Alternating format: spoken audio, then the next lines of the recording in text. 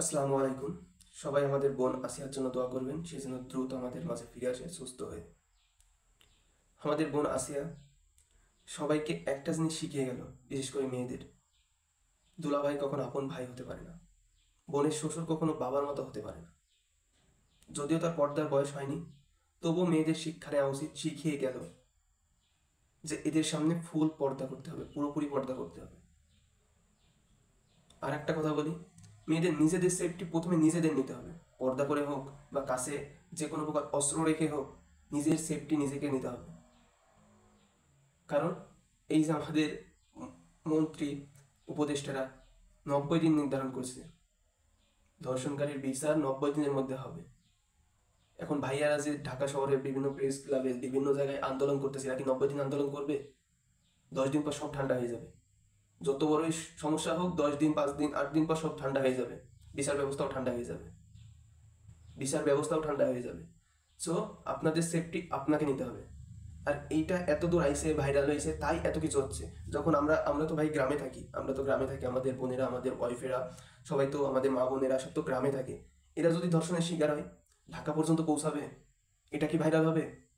এটা কি প্রধানমন্ত্রী, এমপি এদের কানে পৌঁছাবে? তখন কি হবে? সো শেষমেশ কথা এটাই দাঁড়াচ্ছে, অন্যের ওপর ভরসা করা যাবে না বোন।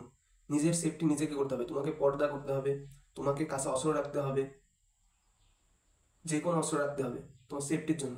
কেউ ধর্ষণ করতে আসছে বা তোমার কাছে তোমাকে বিরক্ত করছে, গ্যাসা গ্যাস জায়গা মতো মেরে দেবা, জায়গা মতো একদম নিচে, একদম বিসি বরাবর মেরে দেবা, শেষ। পরে যা হয় হবে, পরে যা হয় হবে। আর দ্বিতীয়ত, দুলাভাইকে আপন ভাই ভাবা যাবে না। দুলাভাইকে আপন ভাই ভাবা যাবে না, দন্তা নয় আকারের না, ভাইয়ের মতো ভাবা যাবে না। কারণ ধর্ষণ শুধু এইভাবেই ধর্ষণ না। আপনার দুলাভাই বা আপনার একটা পরপুরুষ আপনার দিকে 10 সেকেন্ড টানা তাকিয়ে আছে, এটা ধর্ষণ। এর কি চলে আপনার কোনো দুলাভাই বলেন, চাচাতো ভাই বলেন, যেই বলেন, এই যে মাথায় এভাবে হাত দেয় আর কি করে, এভাবে গাড়ে হাত দেয় ফাজলামি করে, এটা ধর্ষণ। সবচেয়ে বড় দর্শন এটা। এই দর্শন শিকার আপনি প্রতিনিয়ত হচ্ছেন। ওইটা তো একদিন হচ্ছেন, এটা আপনি প্রতিনিয়ত নিয়তই হবেন। যতদিন বাঁচবেন ততদিনই হবেন। যদি আপনি আপনার দুলাভাইয়ের কাছে আপনি নিজেকে সেফ না রাখেন বা নিজেকে পর্দাশীল না রাখেন, যদি মনে করেন আপন ভাইয়ের মতো কোনো সমস্যা নেই এগুলো, তাহলে আপনি প্রতিনিয়ত ধর্ষিত হচ্ছেন, দর্শন হচ্ছেন। শালি তো আমারও আছে, শালি আমারও আছে। আমি বাস্তব কথা যেটা বলতেছি, আমার নিজের কথা আমি বলতেছি। প্রমিস, আল্লাহর কসম করে বলতেছি। আমার ওয়াইফের সাথে আমার সম্পর্ক কাছ থেকে 5 বছর, প্রায় 5 বছরে আমি আমার শালির সঙ্গে 5 দিনও ফোনে কথা বলি নাই। 5 দিনও ফোনে কথা বলি নাই। কারণ আমার নিজের কাছে আমার ভয় লাগে, লজ্জা লাগে, যে হয়তো বা কি বলে ফেলবো, বেশি কথা বললে হয়তো বা ভাববে বেয়াদব, ভাববে লুচ্চা, ভাববে না তার তো কোনো গ্যারান্টি নাই। ভাববে 1 দিন, 2 দিন, 3 দিন, 5 দিন পর শিওর ভাববে, মনে মনে ভাববে, সরাসরি বলতে পারবে না। আর যদি আমি আমার শালিকে এখন ফোন দিই, বাধ্য হয়ে 5 মিনিট কথা বলবে আমার সঙ্গে। কারণ সে বলতে পারবে না ভাই ফোন রাখেন, ভাই ফোন রাখেন। কিংবা সে বলতে পারবে না ভাই আমার হাজবেন্ড মাইন্ড করবে, ফোন রাখেন। কিন্তু সে বলতে পারবে না যে ভাই আমার কাজ আছে, আমি এখন কথা বলতে পারবো না, ফোন রাখেন। ভদ্রতার খাতিরে সে বলতে পারবে না। কিন্তু আমার নিজের কাছে মনে হয়, যদি সে আমাকে খারাপ ভাবে, বেয়াদব ভাবে, লুচ্চা ভাবে,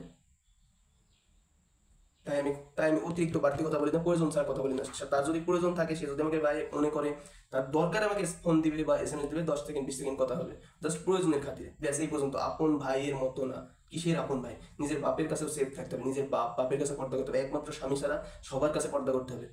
এই কথাটা বেয়াদবি মনে হচ্ছে না? ওকে, নিউজ দেখুন, নিউজ শুনুন। যে বাবার হাতে সবচেয়ে নিরাপদ থাকার কথা সন্তান, সেই পিতার হাতে ধর্ষণের শিকার হয়েছে 10 বছরের কন্যা শিশু। চট্টগ্রামের এক পাষণ্ড পিতা ঘটিয়েছেন এমন ন্যাক্কারজনক ঘটনা। মেয়ে বারবার বলার পরও বিশ্বাস করেননি মা। অবশেষে মায়ের বুদ্ধিতে মোবাইলে ভিডিও ধারণ করার পর চোখ খুলে মায়ের। এরপর মা নিজেই বাদী হয়ে থানায় মামলা করেছেন। আসামি পাষণ্ড পিতাকে গ্রেপ্তার করেছে পুলিশ। একজন বাবা নিজের বাপের, আপন বাপের কাছে, জন্মদাতা বাপের কাছে মেয়ে ধর্ষণ হচ্ছে, ধর্ষণের শিকার হচ্ছে, এমন বাংলাদেশে প্রতিনিয়ত হচ্ছে, প্রতি সপ্তাহে হচ্ছে, প্রতিদিনে হচ্ছে। সে কি জন্ম দেয়নি? সে কি বাপ না? সেই মেয়ে কি, সে কি বাপ বলে মানতো না? তার বাপের প্রতি কি তার বিশ্বাস ছিল না? আপনার মতো তারও ছিল। সেও ধর্ষণের শিকার হচ্ছে। মেয়েরা কোথায় সেফ, কোথায় সেফ? তাদের কি সিন্ধুকে বন্দি করে রাখতে হবে? সেখানেও তো দম বন্ধ হয়ে মারা যাবে, তাই না? তাহলে কোথায় সেফ মেয়েরা? আমরা পুরুষেরা সবাই ধর্ষণকারী, আমরা পুরুষেরা সবাই বেয়াদব, সবাই খারাপ। কারণ আমরা পুরুষ, আমাদের থেকে সেফ থাকতে হবে। আমাদের প্রতিবাদ করতে হবে, আমাদেরকে মেয়েদের নিজেদের প্রতিবাদ করতে হবে। আমরা অন্যায় করলে, কোনো ভাই গায়ে হাত দিছে আর কি করে, কোনো দুলা ভাই গায়ে হাত দিছে, সঙ্গে সঙ্গে বলতে হবে ভাই নেক্সট টাইম এই কাজটা করবেন না। প্রতিবাদ করতে হবে, ব্যাস। তখন আপনাকে সম্মান দিয়ে কথা বলবে। আপনি ছোট মেয়ে হলে আপনাকে আপু বলে কথা বলবে, বোন বলে কথা বলবে, সম্মান দিয়ে। তখন কিন্তু আপনাকে তখনই আপন বোনের মতো সম্মান দিয়ে কথা বলবে। নয়তো শালি ভেবেই একই করবে। যত আপনি আপন ভাই মনে করেন, আপনার সঙ্গে শালি ভেবে গায়ে হাত দিবে, একই করবে, মাথায় হাত দিবে। It's normal. এটা নর্মাল। আপনার বাপও পুরুষ, আমিও পুরুষ, আপনার দুলাভাইও পুরুষ, আপনার চাচাতো ভাইও পুরুষ। এরা হাফ লেডিস না, হাফ লেডিস এরা কখনো ধর্ষণ করে না, পুরুষেরাই ধর্ষণ করে। তো যে পুরুষ তার থেকে সতর্ক থাকতে হবে, এটাই শেষ কথা। ধন্যবাদ, আল্লাহ হাফেজ।